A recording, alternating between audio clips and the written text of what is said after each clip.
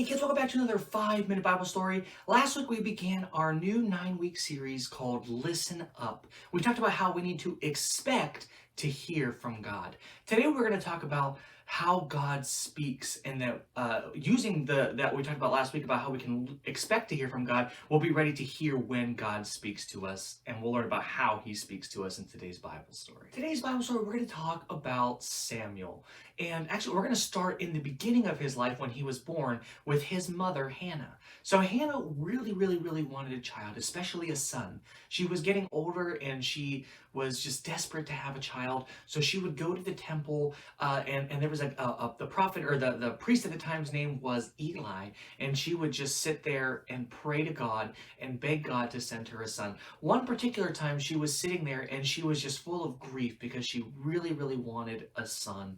Grief is like a really deep sadness. She was so sad that it was like showing up in her whole body. Her face was downcast, and she looked very sad. So she was praying and begging God, like, God, if you give me a son, I promise I will dedicate him to you, and I will give him to the temple and let you use him however you want. And Eli at the time didn't understand what was going on. He actually thought that she maybe she wasn't feeling well, or maybe something was wrong with her mental state, and he was just like, why are you like this? And she's just like, oh, I'm so anguished and so sad. I'm praying for God to send me a child. And Eli was like, go in peace. May the Lord give you whatever it is that you asked. So she went home, and it turns out she got pregnant. God was faithful, and God answered her prayer and gave her a son named Samuel. And just like she promised, she said that she would dedicate Samuel to the church whenever he was born. And she waited about 3 years just to make sure that he was raised and grown up and was able to like be old enough to live on his own. And she actually took him to the temple and said, Eli, this is the son that I prayed for, that the Lord has given me. It's like, I'm giving him to you so you can use him however the Lord wants. So she left him there at the temple. And she still lived nearby. She was still able to go see him, but Samuel stayed at the temple with Eli. And this one story is actually about when Samuel was a little bit older. He was laying down for bed, and he kept hearing something. So he was laying down. Eli was in another room laying down, getting ready to go to sleep. His eyes were he was getting older, so his eyesight wasn't so great. So he was just laying down, resting his eyes. And Samuel was laying down, getting ready for bed, and he heard Samuel. And he woke up, here I am, and he ran to the next room where Eli was laying down. He's like, you called for me? Here I am. And Eli was just like, I never called for you. Go back and lay down. So Samuel was like, okay. So he was a little confused, but maybe just thought he was hearing things. So he went and laid back down.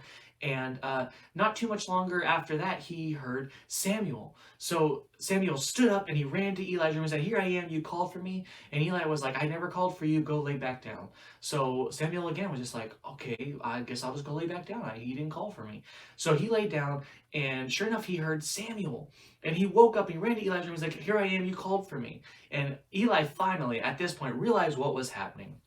And he said, the Lord is speaking to you. Next time you hear your name, say, Lord, here I am, your servant is ready to listen. So Samuel was like, okay, so he went back, laid back down, and sure enough, it actually said that God stood there and said, Samuel, Samuel. And Samuel responded, here I am, your servant is ready. And God went on to talk to Samuel and told him that he was going to judge Eli and his family it was a promise God made to Eli years ago, because Eli's sons had done some pretty awful things, but he said that he would judge Eli's house sometime in the future. This was that time. So Samuel had to go tell Eli that, God is finally going to judge you for your son's sins, and you for not having your sons under control and helping them learn what is right. So after all of this, Samuel had to learn God's voice and how he was expecting to hear from God, but he didn't know God's voice. It actually says it says in John 10 about how we are sheep and that God is the shepherd, and that a sheep knows the voice of his shepherd. So the only way we can learn the voice of God is if we are hearing from him, and we are learning to listen for God. We have to expect to hear from him and then learn his voice so that we know we're hearing from God and not from our own internal voice or from other people talking to us. We have to learn to tell when God is speaking and when something else is. There are three big points from today's lesson. One is that God speaks. We see it in the story of Samuel. We see it in lots of stories in the Bible, and you might even know someone who's heard God speak to them. I know the Lord has spoken to me, not all the time, but He's spoken to me a few times in my life that I can remember. One of the times was whenever I moved from Texas to Minnesota. I clearly heard God say that I needed to move to Minnesota, and at the time I didn't know what all the plans were for me, but I listened to God and I moved here to Minnesota, and I have been so blessed and so grateful to have listened to God, and I'm here and He's blessing me with being able to be a part of River Life Church and so many other things. The second point is that like I said, we need to learn to hear and know that it's God. Is it really God speaking to us? So like John 10 says, we need to learn the voice of our shepherd. We need to make sure that it is Him speaking to us and not something or someone else. And the final point is the hardest point. There are two words. There's hearing and there's listening. Those words you might think, like, Mr. Jeremy, those are the same words. They mean the same thing. But sometimes you can hear something, but not listen to that. Like if you have something on in the background and you're hearing it, but like someone asks you what it is you're doing or what you're watching, and like you're just like, oh, I don't know, I wasn't paying attention. The difference between hearing and listening is when you're listening, you're paying attention. So the same thing with God. Whenever He does speak, we need to listen and pay attention to what He's saying to us. We can't just hear Him and just brush it off. We need to listen and put it into practice whenever we hear Him speak to us. I am so excited to tell you that our costume party is coming up at the end of this month on Halloween Day.